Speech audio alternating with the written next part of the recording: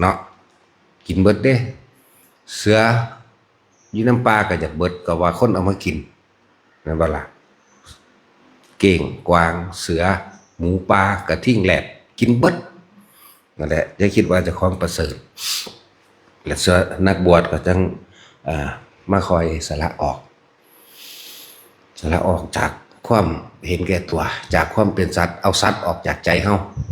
เอาสัตว์ออกสัตว์แปลว่าผู้ข้องเกี่ยวอยู่ในความอยากได้อยากดีอยากมีอยากเป็นสละออกเบิดเลยความโลภนั่นแหละความโลภนั่นแหละสัตว์อีกก็เลยนี่มันสารพัดสัตว์โลภก็อยู่ในสัตว์มนุษย์โกรธก็อยู่ในสัตว์มนุษย์หลงก็อยู่ในสัตว์มนุษย์อย่าคิดว่าเจ้าของประเสริฐแหละพระพุทธเจ้าจึงมีหนทางให้พวกเขาออกจากความเป็นสัตว์หนทางโลกเขาว่าพระนี่สอนให้ย่ำอยู่กับที่มันบ่ดีบ่เขาเจ้ามาฝึกหัดปฏิบัติตนเองเขาเจ้ามาบวชมันจังบ่ได้ออกไปแย่งเมียมึงเด้สัตว์ดีบ่ดีพระอยู่ในนี่ซึกออกไปแย่งเอาเมียมึงหั่นสำหรับผู้แย่เขามาแย่งเมียมึงนี่แย่งงานมึงแย่งเงินมึงดีบ่ดีไปเกเรกินเหล้าเมายาติดยาบงยาบ้าปล้นมึงเด้สัตว์ฆ่าลูกเมียมึงเด้สัตว์ยังสั่นแล้วอย่าแย่มาเด้บ่ได้สนไผเด้นั่นแหละว่าสอนไปแต่แนวทางที่บ่สร้างสรรค์บ่เจริญว่าซั่นเจริญโดยการไปฆ่าเงินฆ่ามึงนี่บ่เจริญโดยการไปแย่งเอาเมียมึงนี่บ่โดยการไปแย่งอาชีพการงานการเงินมึงนี่บ่บางที่เขาออกไปติดยาทางไปปล้นกี้ขามึงนี่บ่นั่นเห็นบ่ล่ะมึงสิดีเลิศประเสริฐสักใดมึงยังไปแย่งเมียคนอื่นอยู่บักฮานั่นยังไปหาแย่งเงินแย่งงานผู้นั้นผู้นี้อิจฉาริษยาคนนั้นคนนี้นี่มันเข้าสู่หนทางการฝึกตนเพื่อให้เขาถึงความประเสริฐมนุษย์เป็นแปลว่าผู้ฝึกตนใดเข้าสู่หนทางอันประเสริฐใดเด้ประเสริฐคือเป็นผู้มีคุณต่อโลกต่อบุคคลต่อสัตว์ต่างๆสร้างสาธารณกุศลสาธารณประโยชน์ให้กับบุคคลสัตว์สิ่งของใดนี่คือผู้ประเสริฐต้องประเสริฐไปด้วยคุณธรรมคุณคือสร้างอันใดที่มันเป็นประโยชน์ต่อมนุษย์และสัตว์ธรรมคือตามความเป็นจริงสร้างไปตามความเป็นจริงโดยบ่เบียดเบียนโดยบ่ทำลายผู้ใดเสียชีวิตและทรัพย์สินกันและความประเสริฐของสัตว์เหล่านี้ลอกคาบสัตว์ออกสัตว์โลภสัตว์โกรธสัตว์หลงในตัวเองเขาค่อยๆลอกออกผู้ใดเป็นโสดาก็ลอกคราบสัตว์ออกไป 25%ผู้ใดเป็นพระสกิทาคามีความเป็นสัตว์เหลืออยู่ 50%ผู้ใดเป็นอนาคามีเหลือ 25%ผู้ใดพ้นจากสิ่งทั้งหลายทั้งปวงบ่มีความเป็นสัตว์บ่เป็นหยังพอบ่เป็นอีหยังอีกบ่เป็นอีหยังเสียเลยที่เขาเจ้าใช้ชื่อว่าเป็นพระอรหันต์แปลว่าผู้วางมือจากสิ่งทั้งหลายทั้งปวงอรหัตตะจริงๆแล้วอรหัตตผลวางมือออกจากสิ่งทั้งหลายทั้งปวงอย่าแย่มากได้ชัวเขาบ่บวชนี่100 กว่าองค์อยู่ในนี่อาจจะมีผู้ใดผู้หนึ่งติดยาไปในแถวบ้านมึงอะไรฆ่ามึงก็ได้ข่มขืนลูกเมียมึงก็ได้แล้วเนี่ยจริงมึงมาบวชที่บ่เว้าดอกระวังเรื่องบวชเนาะเพราะความเป็นสัตว์ทุกชนิดเต็มอยู่ในมันอยู่แล้วนะนี่แหละ จังว่าบ่มีผู้ใดสอนลูกให้อนาคตนี่เป็นพระอรหันต์เด้อล่ะบ่มีแต่อนาคตให้เป็นเจ้านายให้เป็นตำรวจให้เป็นทหารเอายศใหญ่ๆให้เป็นหมอเป็นพยาบาลให้เป็นนั่นเป็นนี่จังซั่นแล้วแม่นบ่ล่ะ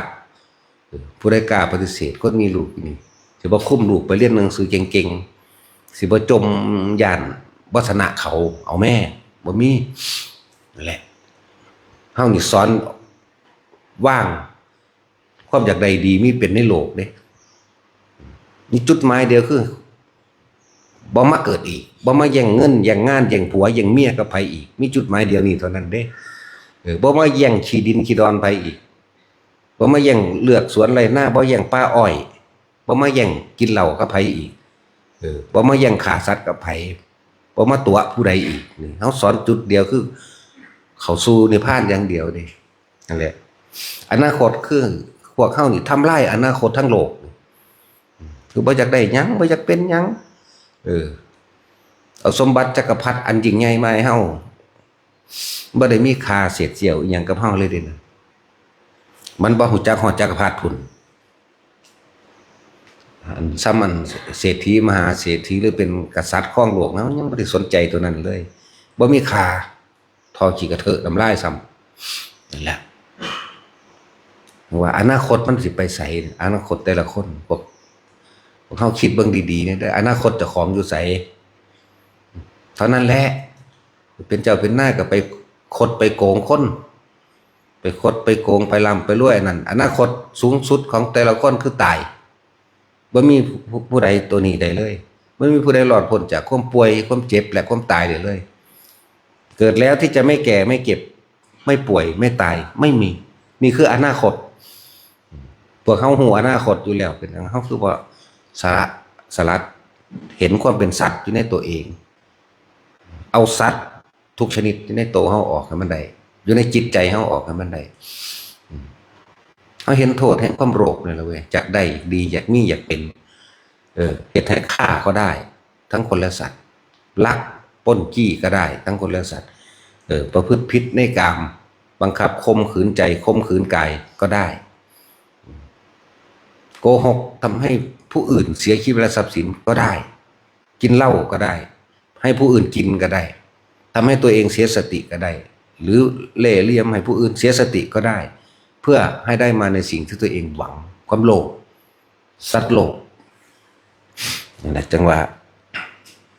พวกเขาสิสละสิ่งทั้งหลายเหล่านี้ก็สั่นสิว่าการบวชเปรียบสมกันว่าลากคนผู้นั้นแหละเขาลงขาสัตว์ความเป็นสัตว์อยู่ในจิตใจเขาเองอนาคตสุดท้ายของคนอยู่ใสเดี๋ยวนี้ในพ้นในพันเผาถิ่มหลายเราเนี่ยเนาะในพ้นในพันก็เลยแต่ฟังมหากษัตริย์ที่มีมาแล้วแต่ดังเดิมก็เขาก็ได้อ่านจนในสื่อเนี่ยองค์นั่นองค์นี้องค์นี้องค์นั่นตายเบิดละนั่นคืออนาคตพวกเขาจงเหตุให้มันเบิดอนาคตคือเขาประกลับมาเกิดอีกอนาคตคือบ่มีความหวังทำลายความเห็นแก่ตัวทำลายความโลภในตัวเองดีแล้วเด้มีผู้มาบวชมันจังบ่ได้ไปแย่งเมียบักอันนั้นแต่วันเป็นตะแย่งบ่บ่ละว่าอืดอยู่นะเนาะเอดอยู่ นั่นแหละอย่าไม่แย่เด้เฮาบวชโดยพระธรรมเฮาบวชโดยพระวินัยเฮาบวชโดยเพราะว่าเฮาเห็น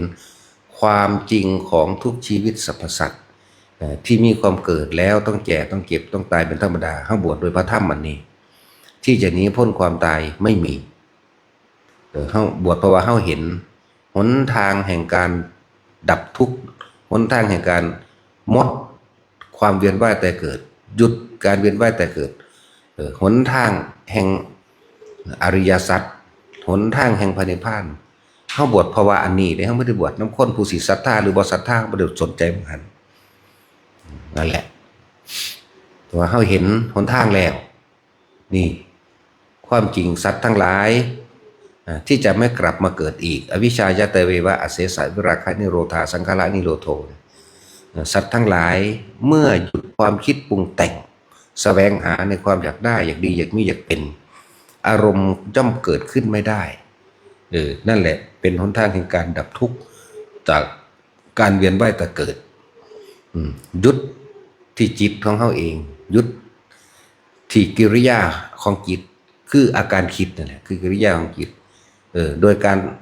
ทำฌานมั่งทำสมาธิมั่งนั่นตัวนี้ตั้งหากขบวนทั้งตัวนี้แล้วก็เขาเห็นความจริงของสัตว์ทั้งหลายที่เวียนว่ายตายเกิดเป็นทุกข์อยู่ล่ำไปเพราะความไม่รู้นั่นแหละทำให้คิดปรุงแต่งในความอยากได้อยากดีอยากมีอยากเป็นจึงดิ้นรนแสวงหาก่อเกิดการทำร้ายซึ่งกันและกัน เก็บไว้เป็นอารมณ์แห่งความรู้สึกพอใจมั่งไม่พอใจมั่งนี่สัตว์ทั้งหลายมันเกิดแบบนี้ผู้สิพ้นจากความเป็นสัตว์คือบ่คิดผู้ที่คิดเนี่ยเป็นสัตว์นะไปหันเด้แหละทั้งบอกว่ามันดีแล้วบ่มีผู้ใดบรรลุมาแล้วจังมาบวชเด้ก็มีแต่ปุถุชนคนหนาๆเนี่ยแหละเดินทางเข้าสู่ปัญญาชนแน่ปัญญาชนคือเห็นความจริงของชีวิตแต่ว่าบ่ท่านได้ขามโคตรดอกเพราะว่าเห็นแล้วอยู่ที่การฝึกของตนเองมันจึงสิขามโคตรได้โคตรของปุถุชนขามโคตรแห่งความเป็นสัตว์ฝึกไปเลยเฮ็ดไปเลยก็ทุกคนมีอนาคตเดียวกันตายทิ้งทั้งหมดไม่เหลือแต่ว่าสิ่งที่ยังติดอยู่ในใจของเฮาเองจิตวิญญาณจิตเป็นที่ศูนย์รวมสรรพสิ่งทั้งหลายที่ตัวเองได้กระทำเอามาแล้วจิตสัญญาเวทนาสังขารความรู้สึกนั่นแหละคือจิตคืออันเดียวกันนั่นแหละมันร่วมอยู่ในจิตเลยเว้าสั่นว่าจิตก็ได้ว่าใจก็ได้ถ้าเฮาบ่สละออกความอยากได้อยากดีมีอยากเป็นถ้าบ่มาฝึกหัดตนเองอนาคตคือเกิดอนาคตคือแก่อนาคตคือเก็บอนาคตคือตายนั่นคืออนาคตของสัตว์ทั้งหลายแต่ว่าผู้เห็นหนทางแห่งความดับทุกข์ผู้เห็นหนทางแห่งความพ้นจากความเป็นสัตว์ก็คือเห็นความคิดที่มันปรุงแต่งไปนี่แหละก็ต้องทุกข์เพราะว่าความคิดถ้าคนได้หยุดคิดได้ทุกข์เกิดขึ้นไม่ได้แน่นอนนั่นแหละเพราะ